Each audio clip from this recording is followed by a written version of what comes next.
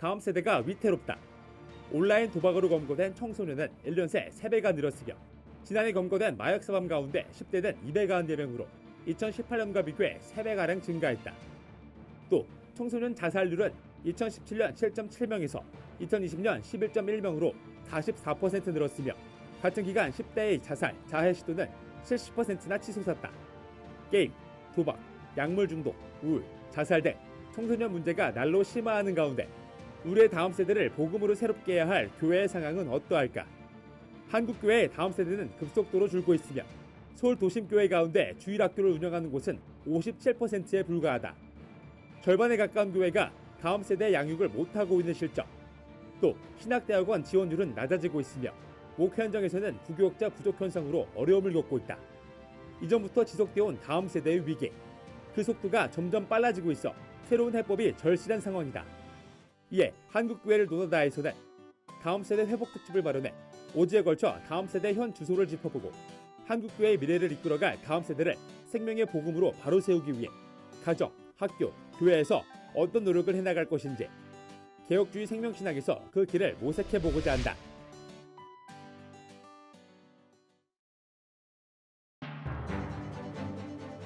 안녕하십니까. 한국교회를 논하다 진행을 맡은 박찬호 교수입니다. 다음 세대의 중요성은 아무리 강조해도 지나치지 않을 것입니다. 다음 세대 위기의 심각성을 느낀 한국교회는 교단마다 다음 세대 세우기를 기치로 내걸고 새로운 돌파구를 찾고 있는데요. 시대에 맞는 새로운 목회 전략을 세우는 것도 필요하지만 무엇보다 중요한 것은 복음의 본질, 교회의 본질을 찾는 것이 아닐까 싶습니다. 사변화된 신학이 아니라 생명을 살리는 복음을 전하고 가르치는 일이 이 시대에 가장 필요한 일이라는 생각이 드는데요.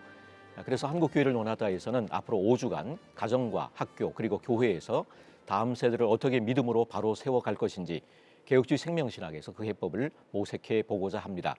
오늘 그 첫 시간으로 지금의 신학 교육으로 다음 세대를 바로 세울 수 있을 것인지 변화가 필요하다면 어떤 방향으로 가야 할지 함께 논의해 보도록 하겠습니다.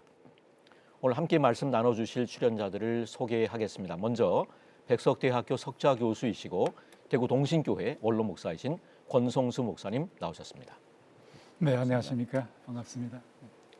네, 백석대학교 초빙 교수이시고 신학은 학문이 아니다 연구소 소장이신 주동 교수님 함께 자리하셨습니다. 예, 반갑습니다. 그리고 한국중앙교회를 담임하시고 백석신대원 원장으로 섬기고 계신 임석순 목사님 함께 하셨습니다. 반갑습니다. 예, 반갑습니다. 예, 함께 자리하셔서 감사합니다. 청소년 자살률 증가, 마약, 도박, 게임 중독의 탈종교화, 반기독교 정서 심화까지 청소년 관련 통계와 뉴스를 볼 때마다 안타까운 마음을 금할 수가 없습니다. 이런 청소년들에게 교회가 생명을 전해야 할 텐데요. 오히려 코로나 팬데믹을 거치며 교회를 떠난 다음 세대가 더 많아졌다고 합니다. 생명력을 잃어가는 다음 세대, 그리고 이들을 복음으로 이끌지 못하는 한국교회의 현실을 어떻게 보시는지 지금의 다음 세대와 한국교회 현 주소를 진단하면서 오늘 이야기를 열어가면 좋겠습니다. 예, 권성수 교수님께서 먼저 시작해 주시죠. 네, 한국교회가 지금 정체와 쇠퇴 과정을 거치고 있다는 것은 뭐 다 아시고 계시는 사실입니다. 근데 다음 세대는 더 심각한 문제를 안고 있죠. 제가 목회자로서 또 목회하시는 분들에게 강의할 때 도전하는 것이 있습니다. 섬기시는 교회의 미래를 아시고 싶으면 대학 청년부 들어가 보시고 중고등부 들어가 보시고 유초등부 들어가 보시고 그리고 영유아부 들어가 보십시오. 이렇게 하는데 그 밑으로 내려갈수록 더 가슴이 덜컹하는 거예요. 그러니까 이런 심각한 문제가 있는데 제가 가만히 보니까 이 청소년들 다음 세대가 감성 위주다 보니까 뭐 신문 보지 않는 건 말할 것도 없고 그냥 카톡 수준의 대화는 해버리고 영적인 대한 관심이 사라지는 것 같아요. 그래 이런 학생들, 이런 다음 세대를 놓고 어떻게 하면 교회가 그들의 눈맞춤, 그 눈을 맞춰가면서 눈높이에서 제대로 살아있는 교육을 시킬 수 있을 것인가 하는 이 과제를 안고 있는 것 같습니다. 예, 주동 교수님께서도 한번 나눠주시죠. 다음 세대의 문제는 우리 교회 안에서는 주일학교가 사라지고 있다. 그렇죠. 지금 뭐 반 이상 또 3분의 1 정도가 주일학교가 있을 정도인데 사실은 다음 세대의 문제는 기성세대의 문제였다라고 저는 보게 됩니다. 그래서 저 역시 신학 교수로서 또 목회자로서 지금까지 왔는데 회개하고 하나님 앞에 우리가 어떻게 미래 세대를 교육했기에 오늘의 현실에 왔나. 인구가 감소하고 결혼하지 않고 그래서 저출산이 이루어지고 또 물질주의적인 쾌락주의적인 삶으로 함몰되고 있고 이런 점에서 참 다음 세대가 문제가 되고 있는데 신앙이 가정에까지 깊숙이 파고들지 못했다. 아버지 엄마의 신앙이 전수되지 못했다. 왜 그랬을까? 교회의 세속화의 책임이 있다. 뭐 신앙 없어도 교회 가지 않아도 잘 먹고 잘 쏠 수 있다. 이런 번영의 복음을 전한 결과 아니 출세해서 좋은 직장에 가서 돈 잘 벌면 하나님 축복이지 않느냐. 교회 안 가도 된다. 뭐 이렇게 되지 않았느냐. 그래서 우리가 영적인 문제, 근원적인 문제를 짚어서 이제라도 교회가 복음의 본질로 돌아가서 정말 구별된 거룩한 삶을 살아갈 때 인생이 참으로 행복하다는 것을 보여줘야 되지 않느냐 이런 생각을 합니다. 예, 코로나 팬데믹 이후 한국 교회 시급한 현안이 많이 있습니다만은 우리가 특히 다음 세대에 주목해야 하는 이유가 어떤 것이 있을런지 임석수 목사님께서 한번 나눠주시면 감사하겠습니다. 이제 두 분 목사님께서 말씀하신 대로 우리 다음 세대는 심각하기 때문에 지난주 일본에서 이제 지도자들이 오셔서 일본의 그 70세 이상 되는 교인이 45.8% 그리고 30세 이하는 4%가 안 된다 이렇게 이야기를 하시더라고요. 그러니까 우리도 또 그쪽으로 갈 수 있는 가능성이 지금 우리가 보이고 있기 때문에 교회가 이것에 대해서 책임을 알고 있고 교회가 역할을 해야 된다는 사실도 알고는 있는데 이 코로나 지나면서 다양한 변화나 개혁을 생각들은 하고 있지만 무엇을 정말 개혁을 해야 할지 무엇을 변화를 주어야 할지에 대해서는 이렇게 정확한 답이 나오지 않는 것 같아요. 근데 이제 제 생각에는 우리 이제 주동훈 교수님께서 말씀하셨듯이 강단이 개혁되지 아니하면 다음 세대는 해결할 수가 없다 생각을 하고 강단이 약화가 되면 반드시 회중이 강단을 흔들 수밖에 없고 그래서 영국의 이제 1973년 로이드 존슨 목사님 그때도 다음 세대에 대한 심각함이 있었을 때 이분이 하시는 말씀이 지금 가장 교회에서 시급하고 중요한 게 뭐냐? 하나님의 복음을 선포하는 것이다. 이렇게 말씀하셨는데 저는 100% 그것을 이제 동감을 해요. 왜냐하면 지금 현재 다음 세대들이 지금 말씀하신 대로 풍부하잖아요. 근데 마음은 너무 빈곤해 있어요. 그 빈곤해 있는 저들에게 다른 것을 아무리 채워줘도 끝이 없어요. 그래서 아파트가 계속해서 우리나라 지어지고 또 지어져도 부족한 현상이 나타나는 게 옛날 건 싫은 거예요. 새로운 거, 더 좋은 것을 찾기 때문에 계속 끊임없이 좋은 것을 추구하는데 저들에게 마음의 공허함을 채워줄 수 있는 건 오직 하나님의 말씀밖에 없기 때문에 오늘 한국 교회가 지도자들, 목회자들이 먼저 내가 정말 십자가의 복음이 무엇인지를 절절히 깨달아서 이것 외에는 자랑할 것이 없을 만큼 이것이 충만해서 강단에서 복음을 선포하는 것이 지금 다음 세대를 위한 가장 시급한 일이 아닌가 그런 생각을 해봐요. 예, 다음 세대의 어떤 뭐 중요성에 대해서 또 근데 다음 세대가 처한 위기에 대한 상황들 우리 모두가 다 공감하는 그런 상황인 것 같습니다. 자, 이렇게 중요한 다음 세대가 위기에 처한 이유 또 한국 교회가 침체기에 접어들었다는 평가를 받는 이유가 이제 뭐 여러 가지가 있겠습니다만은 일각에서는 신학 교육의 문제에서 원인을 찾는 시각도 있는 것 같은데 이 부분은 어떻게 생각하시는지 주동 교수님부터 한번 나눠주시면 감사하겠습니다. 어느 공동체 또 한국 교회의 문제는 뭐 여러 가지 이유가 일반 성도들에게 찾아줄 수도 있겠지만 지도자의 문제입니다. 영적 지도자인 목회자가 하나님 앞에 바로 설 때 우리 목사님도 말씀하셨지만 교회가 바로 그 길을 가게 됩니다. 그래서 사실은 강단의 개혁, 말씀의 개혁이 진정한 하나님의 말씀을 전파할 때 교회가 원위치한다는 거죠. 그런데 그 진정한 하나님 말씀을 전하는 자가 누구냐면 신학 교육을 받은 목사라고 하는 거예요. 그래서 신학 교육이 제대로 이루어져야 되는데 신학 교육은 신학자를 만드는 것이 아닙니다. 상당한 신학대학원에서 착각을 하는데요. 교수들이 신학자 만들고 있어요. 자기가 오랫동안 10년 동안 공부를 해서 그 신학에 함몰되어 있어가지고 신학자를 만들고 있는데 철저히 현장 중심의 실천 신학적 신학 교육이 이루어져야 된다. 그러려면 그 신학자들이 목회 경험이 있어야 된다. 나는 저도 목회를 한 13년, 4년 하고 이제 신학 교수가 됐었는데요. 목회 경험이 없는 사람들은 목회를요, 신학 교수들은 설교로 알고 있어요. 설교, 멋있는 설교하면 목회가 되는 줄 알아요. 그런데 목회는 종합예술입니다. 그런 점에서 현장 경험, 목회 경험이 있는 신학 교수가 신대원의 교수가 돼야 된다. 그 다음에 또 하나는요, 신학교에서 머리 교육만 하는 걸로 생각을 해요. 머리 교육, 머리만 깨우면 된다. 그런데 저는 신학의 3년 기간 동안, 신대원 3년 기간 동안 그 신학교의 교육 현장이 사실은 신학생이 거듭나는 영적인 부흥이 이루어지는 현장이 되지 않고서는 안 된다. 저도 신학 교수하고 정년 퇴직을 했는데 그 생각을 못 했어요. 그런데 70이 넘어서 이 생각을 하게 됐어요. 그래서 신학 교육에서 그 신학생들이 새로워지고 깨어지고 영적인 부흥이 일어나야 교회가 새로워지는데 교수들은 신학생들에게 그런 거는 도외시예요. 그 바리케이트를 치고 있어요. 그걸 교회 가서나 해라. 여기서는 공부만 해라. 그런데 그거는 잘못되지 않았나.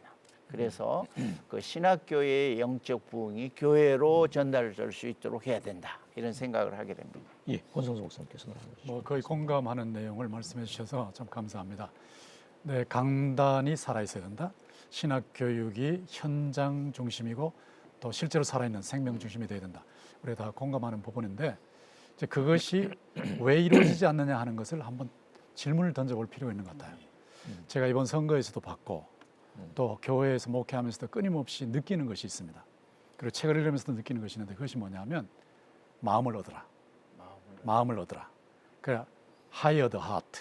마음을 고용하라. 그러니까 아무리 좋은 내용도 싫은 거야 그냥 싫은 거야. 그러니까 에이 저 코르타분한 얘기 꼰대 얘기 또 하네. 이렇게 꼰대네 꼰대. 그래서 제가 꼰대가 아니고 큰대야 큰대 이렇게 나가는데 꼰대라고 생각하는데 문제가 있거든요. 그러니까 이걸 어떻게 고쳐주느냐 하는 부분인데 이걸 고쳐주는 부분은 꼰대가 아니라는 것을 고쳐주는 건 보여주는 수밖에 없어요. 맞아. 삶으로 보이는 수밖에. 그런데 이것이 가정에서 부모를 통해서 안 보이는 거예요. 학교에서 스승에게서 안 보이는 거예요. 그러니까 학문적으로는 따라가지만 학점을 따야 되니까 생활로는 따라가기 싫은 거예요. 그러니까 본받고 존경하고 평생토록 모델로 삼을 만한 인물을 가정에서나 학교에서나 사회에서 찾지를 못하는 겁니다. 맞아요. 그러니까 이런 사람을 우리가 찾아내야 되는데 자기가 그렇게 되지 먼저. 그러니까 남 보고 이렇다 저렇다 말하기 쉽지만 자기가 그렇게 되면 되는 거거든요. 그게 제가 또 여러분과 함께 공감하는 것이 예수 생명이 약동하면 흘러간다. 예수 생명을 체험하고 있으면 자연스럽게 아빠 보니까 엄마 보니까 이렇게 된단 말이에요. 그럼요. 제가 집에서 감동을 받은 게 뭐냐면 딸이 아빠 연구실에서 방석 위에 무릎 꿇고 있는 장면을 보았을 때 나는 눈물겨웠다고. 그러니까 그 하나예요. 그 하나인데 기도하는 그 유산이 내려가는 거죠. 그리고 아빠의 기도로 엄마의 기도로 변하는 걸 봤으니까. 그래서 그런 면에서 교육이 제대로 이루어져야 되지 않겠나 그런 생각을 합니다. 예, 신학 교육의 문제에 대해서 나누고 있는데요. 임석수 원장님께서도 한번 나눠주시면 좋겠습니다. 우리 이제 권 목사님 말씀하신 대로 우리가 깨달아지는 거 이런 게 지금 말씀을 듣고 깨달아서 내가 본이 되어지는 삶이 굉장히 중요한데 예전에 이제 어르신들이 그런 말씀을 하시잖아요. 내가 어른이 돼 보니까 그때야 부모님 알겠다. 네. 그런데 이미 그 부모님은 이 세상에 안 계시더라. 지금 신학 교육의 문제가 심각한데도 불구하고 이것을 사실 깨닫지 못하고 그냥 아니 또 깨달아도 이미 늦었다 생각하고 절망하고 포기하는 경우들이 많이 있어요. 근데 사실 우리 학교 1976년에 이렇게 백석 학원이 시작되었는데 우리 설립자 되시는 장종현 목사님께서도 개혁주의 신학을 공부하신 분이고 또 스승님들이 개혁주의 신학을 가르치시는 스승님들을 모시고 학교를 시작을 했단 말이에요. 그런데 그렇게 시작한 학교가 어느 날 신학자들이 많이 학교로 오면서 이것은 신학이 학문이 되고 있구나 하는 것을 절절히 깨달으신 것 같아요. 그래서 본인께서도 이제 그런 질문을 깊이 던지신 것 같아요. 이 고뇌 속에서 신학이 학문인가? 그 고뇌가 결국은 2003년도에 신학은 학문이 아니라는 말씀을 이제 선포하시게 됐고, 그리고 이제 2008년도에 가서 개혁주의가 학문이 되면 결국은 본을 보여줄 수도 없고 삶이 실천이 될 수가 없으니까 개혁주의 생명 신학을 이제 주장하시기 시작했고, 그건 다른 신학이 아니라는 거 우리가 너무 잘 알잖아요.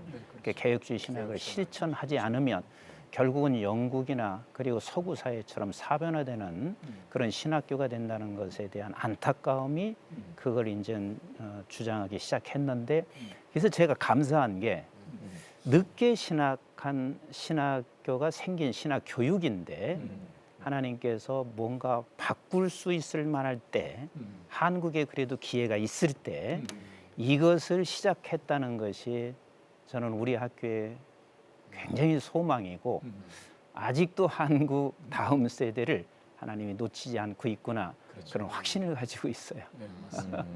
예, 그러면 이 신학 교육의 역사에 대해서 뭐 간단하게라도 주 교수님께서 한번 언급하시고 가는 게 좋겠습니다. 사실은 아시다시피 초대교회는 도제 제도였어요. 예수님이 12제자를 양성하고 사도들, 속사도들이 또 예수님의 길을 갔고, 사실은 빌립보서에 나오는 너희는 내게 배우고 받고 듣고 본바를 행하라. 그리고 이제 주의 종이 그 길을 가는 거예요. 사실은 이제 어느 역사학자들은 15세기까지 신학 교육이 없었다는 거예요. 그리고 공식적인 11세기, 신학 교육은 없었겠군요. 11세기, 12세기까지도 목회자들이 상당한 사람들이 문맹자였다는 거예요. 문맹자. 그러니까 배우고 듣고 본바를 머릿속에 기억해가지고 전달하는 이런 거예요. 라틴어 그거를 쫙 외워가지고 하는 거죠. 그렇게 하는 거죠. 그러다가 이제 사실은 종교개혁이 16세기 일어나고 18세기에 인본주의, 계몽주의가 일어나면서 종교개혁에서는 오직 말씀, 오직 은혜 이렇게 강조하다가 어떻게 지나가느냐. 이제 18세기에는 인본주의로 가게 되고 20세기에는 성경을 역사의 산물로 보는 거예요. 그래서 역사 비판의 대상이 되고 예수님은 구세주라기보다는 윤리적 모델이 되고 이렇게 해가지고 결국은 이제 20세기, 21세기 대학에서는 신학이 진짜 학문으로 성령의 역사도 말 못하게 하고 계시인 하나님 말씀에 대한 언급도 못하게 하고 그래가지고 사실은 엄격하게 보면 주는 학위가 PhD였던 거예요. 신학 박사가 아닌 PhD를 학문의 영역에서만 너희들은 공부를 해라 이렇게 했던 것이죠. 예, 그럼 한국 교회의 경우에도 신학 교육의 역사에 대해서 뭐 간단하게라도 이렇게 짚어보고 대충 여러분 다 아시는 내용이라고 생각하고 또 들으셨다고 생각을 하는데, 뭐 선교사님들이 처음에 들어오셨을 때는 선교부의 그 방침에 따라서 한국 교회에 복음도 전하고 교육도 하고 했었죠. 근데 그 다음에 일제 시대가 되면서 기독교 정신 자체를 말살시키려는 이런 상황 속에서 신사참배를 거부하거나 하면 폐교를 당해버리고, 그리고 만약에 어느 정도 타협해도 기독교 정신은 없애버리는, 복음은 없애버리는 이런 식으로 가다가 이제 해방이 되면서 1950년대에 교파별로 뭐 성경학교 비슷하게 해서 신학 교육을 해왔다 이렇게 보여지고요. 그다음에 이제 60년대, 70년대 가면 인가 받아야 된다, 인가 받아야 된다, 정부 인가 뭐 이래서 전부 인가 쪽으로 학위를 받아야 된다. 학위를 받아야 된다, 뭐 그렇게 하다가 그다음에 이제 80년대에 들어오면서 정식으로 소위 신학대학원 이 전문적으로 학문화되는 이런 현상이 나타나지 않았는가 이렇게 생각하는데 아까 주동훈 교수님 이제 세계 교회 역사를 말씀하시니까 그런 흐름이 비슷하구나. 한국도 거의 비슷하게 가는구나 하는 이런 생각을 합니다. 네. 예, 한국 교회를 논하다 오늘은 다음 세대의 현주소를 짚어보고 한국 교회 위기 극복을 위해 신학 교육을 점검하고 앞으로의 과제를 함께 논의하고 있습니다. 신학 교육 역사를 잠시 짚어봤는데요. 신학 교육이 본질을 잃어가고 있다는 위기감에서 아까 언급하신 것처럼 2003년 신학은 학문이 아니다라고는 주장이 나왔는데 이 선언이 신학 교육과 관련해서 가지는 의미가 무엇인지 한번 나눠주시면 좋을 것 같습니다. 예, 주동 교수님부터 한번 나눠주시죠.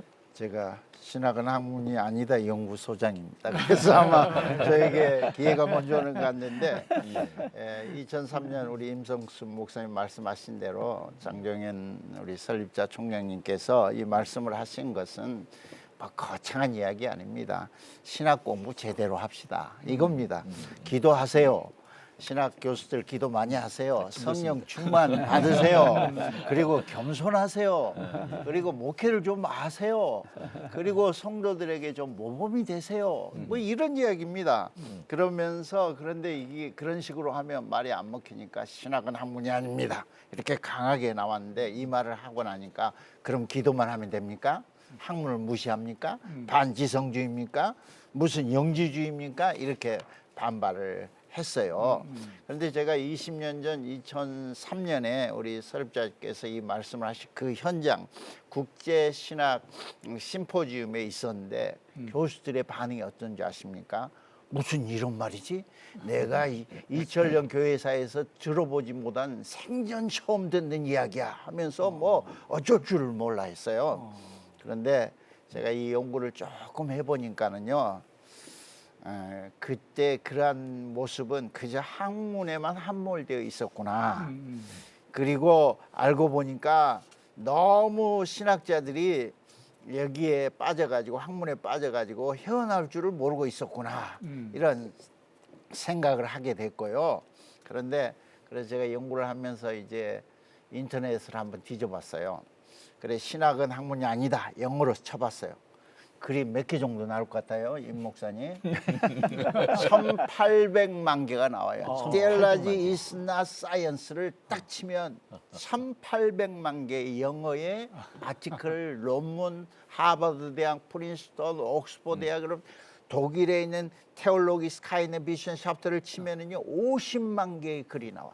독일어로 치면 50만 개가 나오고. 그러니까 이거는 뭐냐면 신학이 학문이 아니라는 말은 우리하고 이제 본질적으로 좀 다른 방향이 있지만은 이미 엄청난 논쟁이 되었던 주제입니다. 하버드, 옥스퍼드, 프린스턴, 독일의 교수들 그래서 웬만한 저명한 신학자들의 저서를 보면은요 이게 다 들어 있습니다. 신학과 학문과의 관계, 신앙과 신학의 관계, 바빙크, 칼바르트, 아브람 카이퍼, 판넨베르크. 결론은 뭡니까? 신학은 일반 학문이 아닙니다. 신학은 다르게 말하면 학문이 아닙니다라고 말하고 있습니다. 그래서 저는 이 신학이 학문이 아니다. 그런데 어떤 사람들 신학은 학문이지 않느냐. 그래요. 신학이 대학에서 오랫동안 11세기부터 21세기까지 대학에서 신학을 배우고 가르치면서 학문적인 모습과 형태와 형식을 가지고 있어요. 그래서 BA를 주고 THM을 주고 PhD와 THD를 주는데 그런데 쉽게 말해서 학문의 모습을 갖추었습니다. 그렇지 않았으면 대학에서 쫓겨났죠.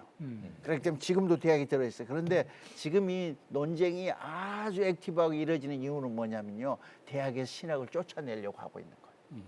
신학 학문이 아니다. 그러니까 나가라. 독일 같은 데도 마찬가지예요.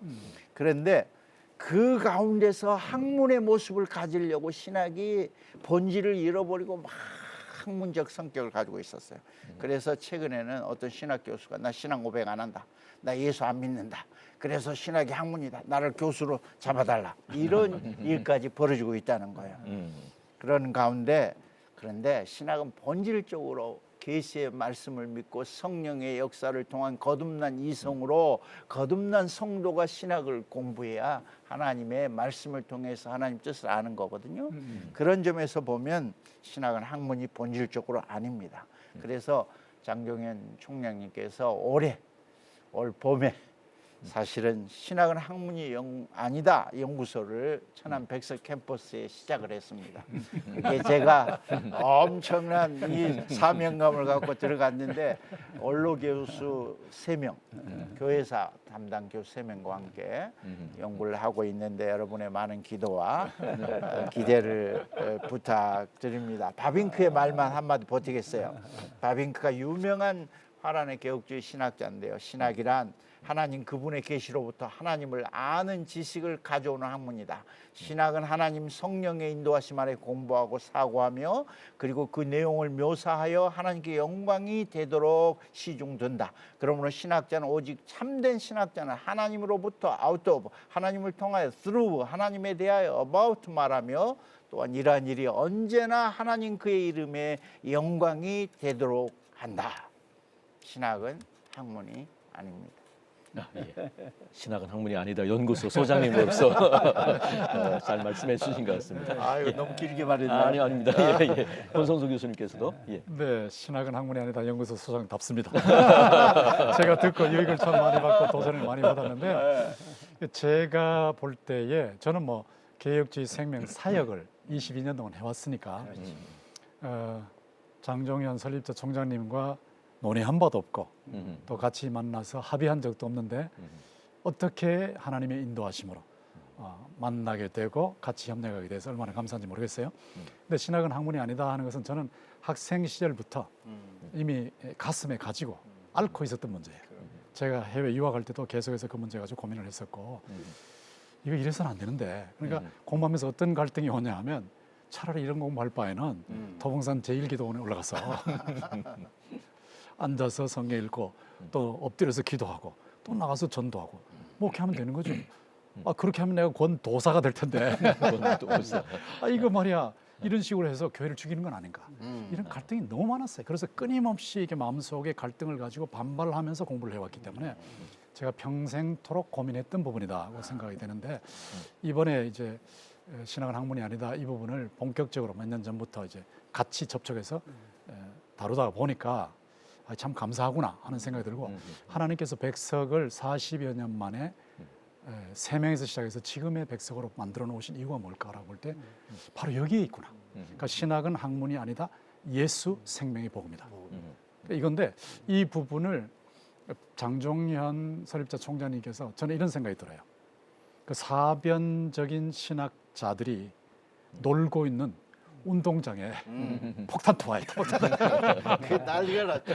폭탄을 투하했다. 그런데 그 폭탄을 던질 만한 용기가 있었구나. 그리고 지혜가 있었구나. 그리고 지금 리더십이 있어서 이쪽을 인도해 가시는구나.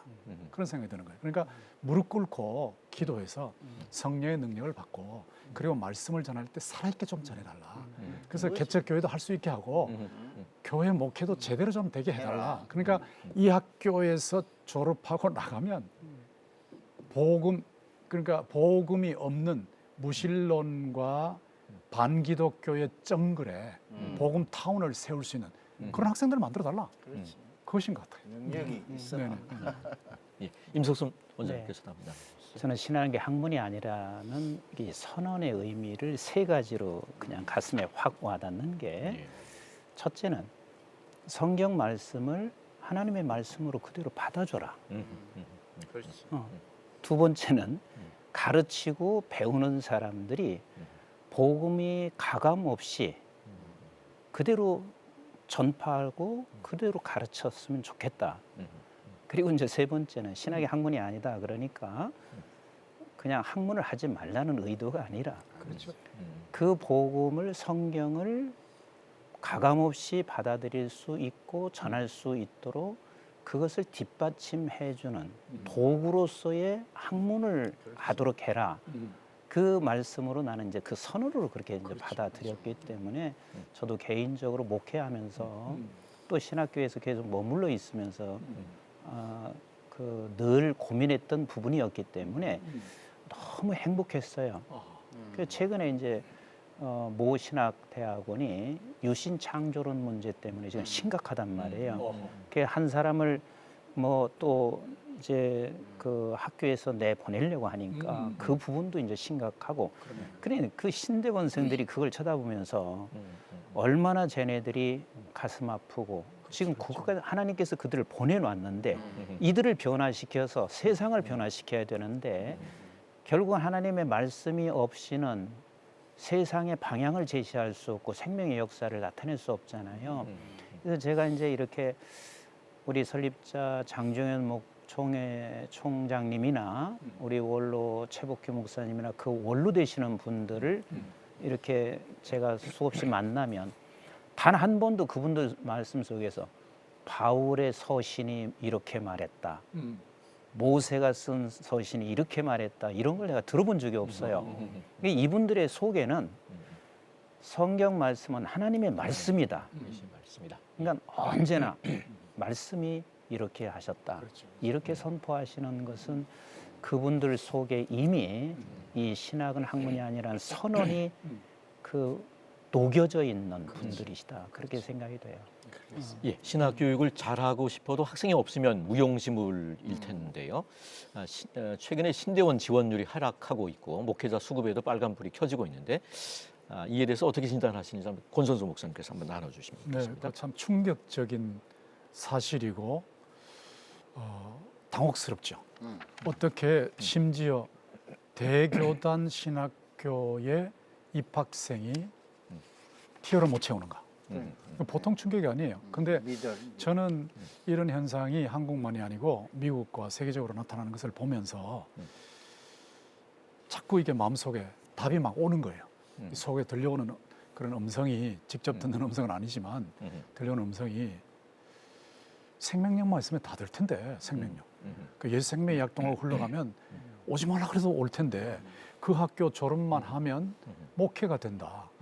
그러니까 그 일단 저는 이런 도전까지 던지는데 아무도 예수 믿지 않는 지역에 신학생을 딱 보내놓으면 거기 들어가서 복음을 전해서 박해를 받고 고통을 당하는 중에 복음을 전해서 예수를 믿게 만들고 교육과 훈련을 시켜서 예수의 제자로 양성해 나가고 또 그들이 또 나가서 복음을 전하면서 양성하게 만들면서 선교와 전도도 하게 만들고 예배도 하게 만들고 또 개조도 하게 만들고 교육과 훈련도 하게 만들고 그다음에 봉사 사역을 할 수 있도록 만들어내면 이런 현상만 나타난다면 이런 그 실정만 나타난다면 오지 말라 그래도 올 거예요.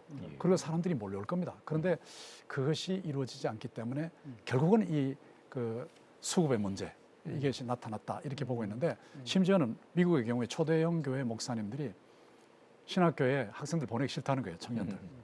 왜 그러냐 그러니까 거기 가면 머리는 뻗쩍뻗쩍 하는데 목회를 못한다. 돌아오면 목회자 비판하고 목회를 못한다. 그래서 그분들은 성경에 나오는 대로 또 초대교회에서 그렇게 했던 대로 그냥 도제 교육하자, 멘토 교육하자.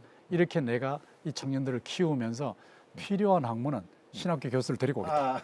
그래가지고 이 사람들 뭐 하고 하게 하면 이렇게 하면 얼마든지 사람 키울 수 있다. 그 특별히 침대교 쪽에서는 그런 현상도 나타난다는 말을 제가 듣고 있는데 이런 부분이 무엇을 말하냐면 신학 교육이 제대로만 이루어져서 정말 현장 교육이 이루어지고 아까 말씀하시는 대로 성경 말씀의 정확무호성, 권위성 절대적으로 믿는 그리고 성령의 능력으로 이것이 성경 말씀이 전파되게 만들고 그리고 현장에 보냈더니 와 되더라 이렇게만 되면 결국은 해결된다. 그래서 나타나는 표면적인 문제도 해결해야 되지만 이면에 감춰져 있는 이 본질적인 부분을 해결하면 해결되겠다 그런 생각이 듭니다. 영국에서도 이제 신학하면서 목회자 양성이 제대로 안 되니까 이제 영국에서 시작한 게 1980년대부터는 7년간 교회에서 사역을 하든지 아니면 어떤 기관 뭐 선교단체나 7년 사역하면 목사 안수를 줘요. 그게 오히려 더 낫다고 생각하는 거야. 그렇죠. 예, 그렇다면 자질을 갖춘 이 목회자를 배출하기 위해서 신학교육을 어떻게 해야 할 것인가?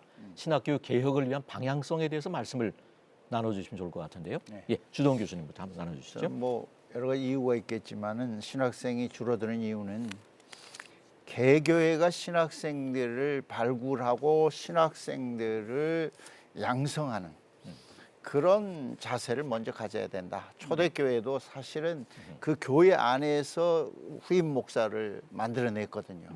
철저하게 도전돼 두고 그 가운데서 투표를 통해서 공동회를 통해서 저 사람이 우리 교회 후임자가 됐으면 좋겠다. 이렇게 된 거예요. 그런데 요새 한국 교회는 열매만 따먹어요. 사실은 신학교에 장학금도 안 내놓고 뭐 신학생 중에서 아주 좋은 사람만 자기 후임자, 부목사 가져가려고 그러는데 사실은 이제 오랜 교회사를 보면 개교회가 개교회의 후임 목사를 만들었다.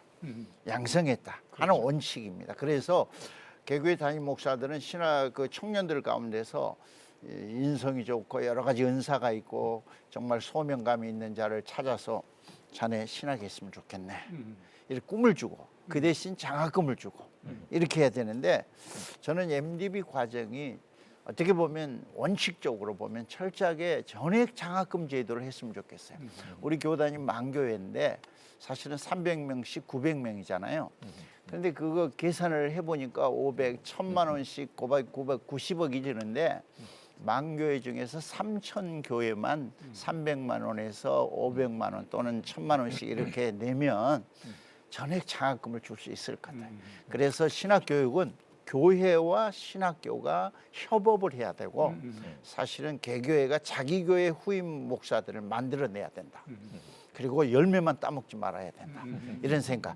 그래서 신대원 원장님이 계시지만 개교회에 찾아가셔서 여러분의 후임 목사님을 키우십시오. 장학금을 내놓으십시오. 이렇게 해가지고 좀 했으면 좋겠습니다. 근데 저는 이제 임수정 장학금 의원, 문제에 대해서는 조금 이견이 있어요. 우리가 신학생들을 이제 수급하기가 어려우니까 각 교단별로 경쟁하면서 장학금을 지불하는데 저는 심각하다고 생각해요. 우선 장학금을 지불하기 전에 신학 교육을 담당하고 있는 책임 교수들 또 신학 교육을 이끌어가고 있는 지도자님들께서 먼저 변화되지 않으면 여기서 생산해내는 여기서 키워내는 사람들이 제대로 된 사람이 아닐 경우는 장학금을 주고도 오히려 저들을 망가뜨릴 수 있기 때문에 우선 변화는 신학 교육 자체가 변화해야 된다 하는 생각을 갖고 있고 그다음에 두 번째는 예전에는 등록금 없어서 기도하다가 하나님 만난 사람 너무 많아요. 뭐 우리 권 박사님도 그렇고 우리 주 교수님 저도 똑같이 굉장히 어려워서 만나서 좀 뭐 제 경우도 뭐 그런 이야기를 하자면 끝이 없거든요. 그런데 적어도 하나님 나라에 대한 꿈을 가지고 있는 확실한 그래서 하나님의 나라에 꿈이 있기 때문에 정말로 기도를 많이 하는 사람들이라면 장학금을 우리가 지불하고 또 교회에서 지불을 해야 되겠지만 그렇지 않고 장학금을 지불하는 것은 저는 굉장히 회의적이라고 생각이 되어져서 무조건 장학금을 지불해서 신학교육을 시키자는 것에 대해서는 지금 조금 저희가 처하고 있는 위기의 핵심적인 어떤 해결책은 되지 못할 것 같다. 네네, 그런 그렇죠. 부분에 대한 말씀으로 이해가 되면 좋겠다 생각합니다. 예, 영적으로 생명력을 잃어가는 다음 세대를 바로 세우려면 바른 신학 교육에 절실할 텐데요. 이를 위해 한국교회가 어떤 노력을 해야 할지 한국교회 역할과 과제에 대한 의견을 부탁드리고 싶은데요. 주동 교수님부터 한번 나눠주시겠습니까? 사실은 이제 신학 교육은 교회가 시키는 거예요. 본래 교회의 본질 속에 신학을 가르치는 거예요. 이거는 신학 목사 될 사람만 배우는 게 아니라는 거죠. 근데 여기서 이제 우리가 한정을 해야 할 거는 신학교에서의 신학교육에 대한 걸로 한정하는데 사실은 목사는 성경책의 사람이죠.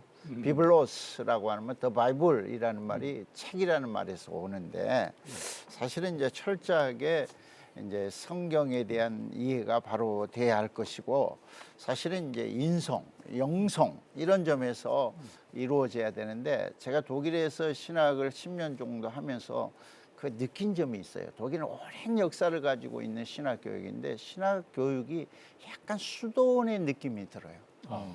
첫 느낌이 그냥 이렇게 느낌이 이 사람들은 그냥 옷이고 머리 헤어스타일이고 뭐 이런 점이 있잖아요. 전혀 꾸밈이 없이 수도자들이 신학을 공부하는 그런 느낌을 주는데 사실은 굉장히 신학생 교육에 중요한 것이 공동체적인 생활, 영적인 생활. 결혼한 가정은 결혼한 가정대로 또 독신은 독신대로 그렇게 하면서 사실 아까 임 목사님 말씀하셨지만 저는 소명의 사람들이 신학을 한다라고 일단 전제를 해야 된다고 봐요. 그런 사람들이 공부할 때 과연 교회가 함께 신학 후 목사들을 만들어내는 그런 자세는 원리적으로 맞다. 그런 생각을 하게 되고 사실은 이제 설교 목사란 설교자이면서 영혼의 상담자거든요. 두 가지 관점이에요. 프리처와 제일 좋고 독일 말로 영어는 프리처, 프레디거와 영혼의 그런 목자인데 이런 관점에서 신학 교육이 이루어져야 된다. 그런 생각을 합니다. 그래서 어떻게 하면 이 현장 중심의 설교가 제대로 이루어지고 어떻게 하면 고난당하는 이 성도들에게 참된 위로와 참된 행복과 참된 삶을 교회가 전해줄 수 있을 것인가. 그것이 사실은 복음이거든요. 복된 소식이거든요. 그런 생명이 있는 그런 신학교육이 좀 이루어졌으면 좋겠다. 예, 권성수 교수님께서 네, 마무리 지금 겸해서 뭐 다 한번 말씀하셨으니까 말씀해 주시면 좋을 것 같습니다. 제가 반복해서 하고 싶지는 않고 현실적으로 목회하는 사람 입장에서 그 현장의 청소년과 다음 세대를 보면서 느꼈던 부분이 있는데요. 제가 보니까 겉으로 보면 다 멀쩡하고 애들이 괜찮고 뭐 잘 살고 문제 아무것도 없어요. 아까 임 목사님 말씀하신 대로 속으로 들어가면 터졌거든요. 터져 있기 때문에 1대1로 만나라. 1대1로 만나서 한 명 한 명 대화를 하면 걔들의 문제점을 발견해야 될 것이다. 그러면 치료할 수 있을 것이다. 이런 생각이 들고 그리고 가정에서 가정 예배를 드리는데 30분 드릴 필요 없어요. 10분에서 15분. 그렇게 해서 성경 한 절 읽고 찬송가 부르고 그다음에 돌아가면서 기도하더라도 그 속에서 사람이 변합니다. 이것을 이룰 수 있는 교육을 현장에서 할 수 있도록 신학교에서 방향을 잡아서 해주면 참 좋겠다. 그런 생각이 듭니다. 임석순 원장님께서도 뭐 한 30초 정도라도 간단하게 마무리 겸해서 말씀해 주실까요? 사실 뭐 다음 세대 목회자를 키우는 것보다 더 시급한 일은 없기 때문에 우리 한국 교회 전체가 여기에 관심과 기도와 그리고 사랑을 갖고 함께 신학 교육을 시켜갔으면 좋겠다 생각을 합니다. 예, 한국 교회를 논하다 오늘은 다음 세대 회복 특집 첫 번째 시간으로 다음 세대 회복을 위한 신학 교육의 방향성에 대해 말씀 나눠보았습니다. 생명을 살리는 신학으로 예수님의 사랑을 실천하는 목회자를 길러내 우리의 다음 세대를 회복시킬 수 있기를 간절히 바라면서 오늘 순서 여기서 마칩니다. 함께해 주신 여러분 고맙습니다.